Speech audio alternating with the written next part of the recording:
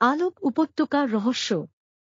অনেক দূরে পাহাড়ের বুক চিরে লুকিয়ে থাকা এক জাদুর রাজ্য আলোক উপত্যকা। বছরের মাত্র একদিন যখন পূর্ণিমার আলো সোনালি হয়ে নামে, তখন এই উপত্যকা আলোকিত হয় হাজারো লণ্ঠনের আলোয়। প্রত্যেকটি লণ্ঠন বহন করে একটি করে মানুষের স্বপ্ন, স্মৃতি আর না বলা কথা।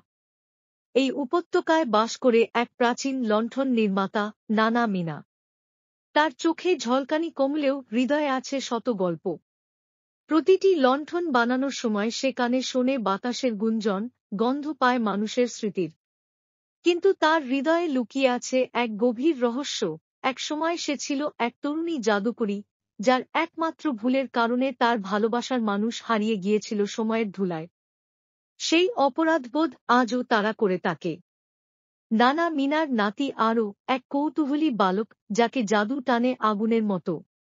এক সন্ধ্যায় সে খুঁজে পায় একটা ধুলো জমা লণ্ঠন। সেটা কোনো সাধারণ লণ্ঠন নয়, এর শিখা কাঁপে না, আলো উড়ে না, বরং গভীরে টেনে নেয় যে কোনো কিছু।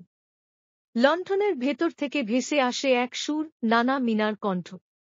ভয় আর বিস্ময়ে আরও লণ্ঠনের মুখে মুখ রেখে পড়ে যায় অন্য এক জগতে, স্মৃতির উপত্যকা। এই জগতে সময় চলে না সামনে, চলে পেছনে। এখানে সবাই আটকে আছে নিজেদের ভুলে, সিদ্ধান্তে, আফসোসে। আরও দেখতে পায় তার নানা একদিন একজন ঘনিষ্ঠ বন্ধুকে সময়ের জাদু দিয়ে আটকে রেখেছিল, শুধু নিজের ভবিষ্যৎ ঠিক রাখতে। এখানে মিনা নিজেও বন্দী, বারবার চেষ্টা করছে সময়কে বদলাতে, ভুল ঠিক করতে। কিন্তু সময় শুধু স্মৃতি রাখে, ক্ষমা পায় না সহজে। আরও মিনাকে বলে, ভুল হলে ঠিক করাই যায়, কিন্তু ভুল মুছে ফেলতে গেলে আমরা নিজেদেরও হারিয়ে ফেলি। এই সত্য উপলব্ধি করে মিনা নিজেকে মুক্ত করে দেয় সময়ের গহ্বর থেকে। আরও ফিরিয়ে আনে তাকে বাস্তবের উপত্যকায়, যেখানে পূর্ণিমা এসেছে আর মানুষ অপেক্ষায় আছে এক নতুন আশার।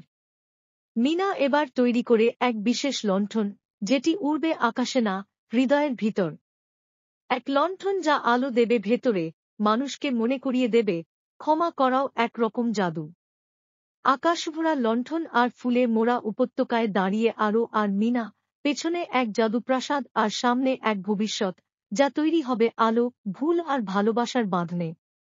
ভবিষ্যৎ সব সময় আলোয় লেখা নয়, কিন্তু যারা অন্ধকারেও স্বপ্ন দেখে, তারাই একদিন লণ্ঠনের গল্প হয়ে ওঠে।